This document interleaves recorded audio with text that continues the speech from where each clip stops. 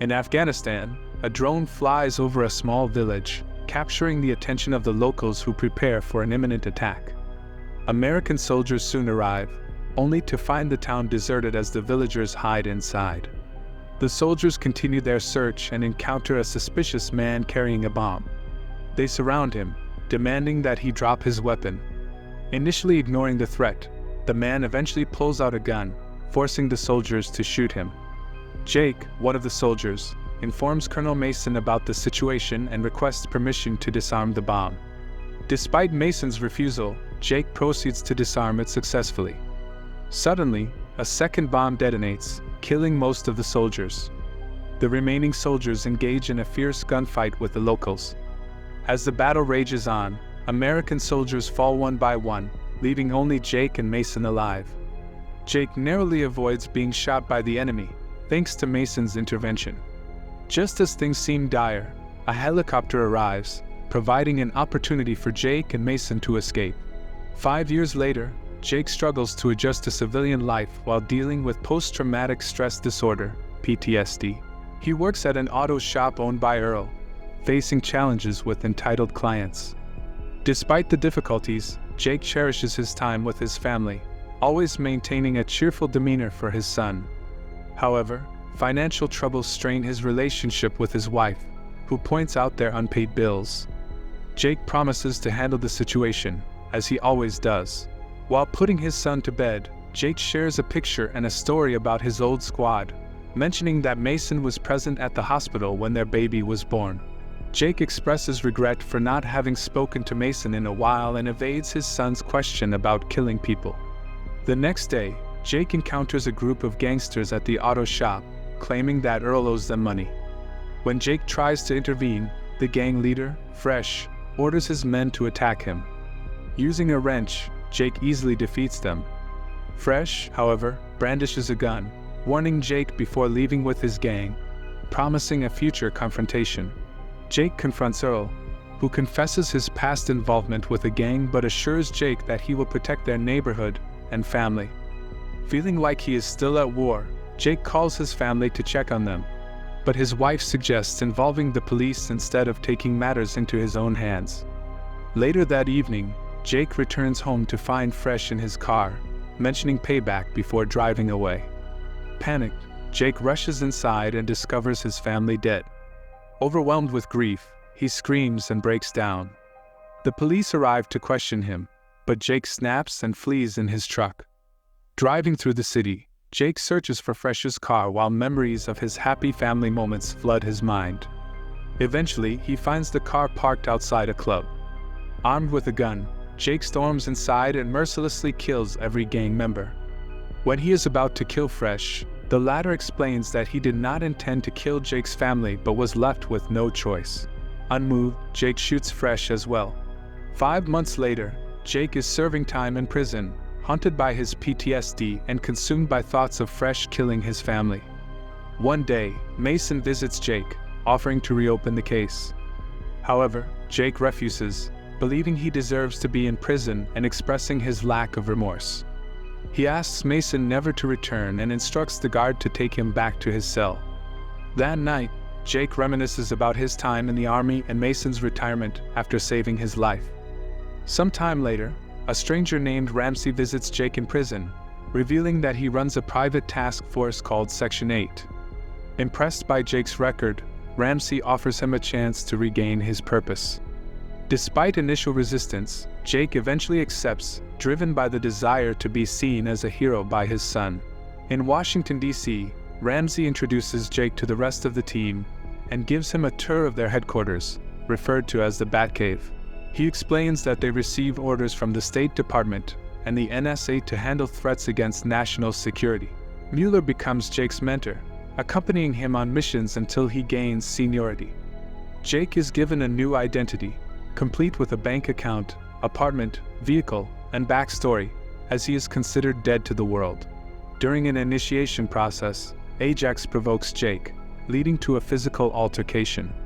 Jake initially refuses to fight back but eventually snaps, nearly harming Ajax before regaining control. Frustrated, Ajax questions Jake's suitability for the team, but Mueller defends him. Jake and Mueller embark on their first mission to retrieve schematics from a defense contractor named Castillo, who plans to sell them to the Russians.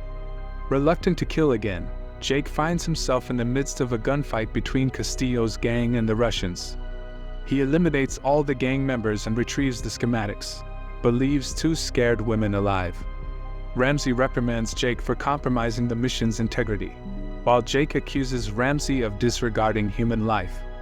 Ramsey threatens to send Jake back to prison if he disobeys. Jake moves into a new house and discovers a frame with pictures from his time in Afghanistan, reminding him of a conversation with Mason. He visits a pub where Mueller joins him, and Jake tries to gather information from her. Mueller is introduced as a former army member who once punched a commanding officer who reprimanded her. Ramsey then assigns the team a new mission: retrieve sensitive digital information and assassinate Senator Graham, who is a traitor to the country. The team is reminded of the strict security measures they must face. The group disguises themselves as landscapers and infiltrates Graham's event in California. Mueller sneaks inside to eliminate the guards while Jake pursues Graham. Despite shooting at him, Jake fails to stop the van carrying Graham. Determined, Jake takes a shortcut and manages to block the road. He confronts Graham, who pleads for his life, but Jake's memories overwhelm him and he decides to spare Graham. However, the rest of the team arrives and Ajax kills Graham, reminding Jake not to hesitate. Back at home, Jake is consumed by guilt and finds solace in looking at pictures and drinking. Suddenly, masked men appear outside his window, prompting him to hide. They search his home, but Jake manages to escape through the back door.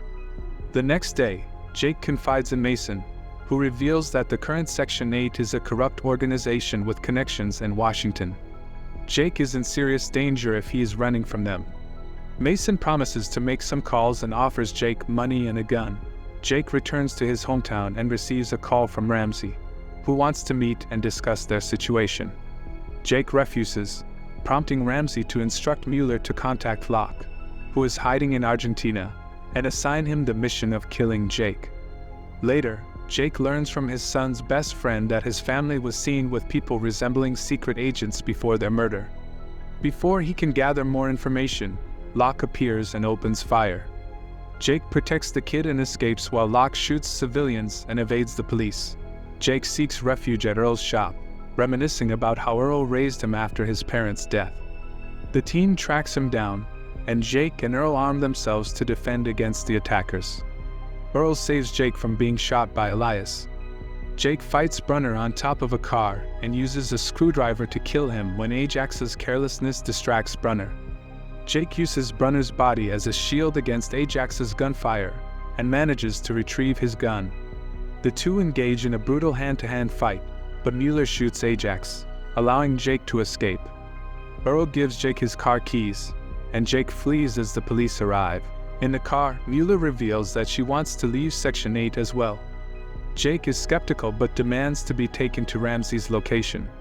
They arrive in Montana and attempt to sneak through a forest to find Ramsey's cabin. However, Jake is suddenly knocked out. He wakes up tied to a chair in a room with Ramsey and Mueller, who have set a trap for him. Ramsey reveals that Mason has been working with him and that they orchestrated the murder of Jake's family. Jake is shocked by Mason's betrayal. Ramsey and Mueller leave Jake alone, and Mason pays them the agreed-upon money. Jake is freed by Mason, who confesses that he was hired to take down Section 8 from within. Mason asks Jake to help him finish the job. They set off an alarm to attract guards, whom they quickly eliminate. More guards arrive, and Jake and Mason fight their way to find Ramsey. A gunfight ensues, and Jake scares Ramsey away with gunfire. Mason asks Jake to complete the mission and dies. Mueller tries to shoot Jake, but they engage in a hand-to-hand fight. Jake kills Mueller with her own weapon. Jake pursues Ramsey in a car chase, and Ramsey crashes. Jake confronts Ramsey, who insults him for hesitating. Finally, Jake kills Ramsey. The police bring Jake to meet General Savoy, who offers him a job and a clean slate if he joins his team. Jake declines, stating that he has nothing to fight for. Savoy gives him his card anyway. Jake returns home to find Locke waiting for him. They engage in a fierce fight, using any object in the room as a weapon. Jake eventually kills Locke. The next morning, Jake sends a voice message to Earl, thanking him and announcing his departure. Jake takes a bus and witnesses a touching moment between a mother and her son, triggering memories of his own family. He calls Savoy to accept his offer, realizing that he does have something to fight for. Savoy welcomes him to Section 9,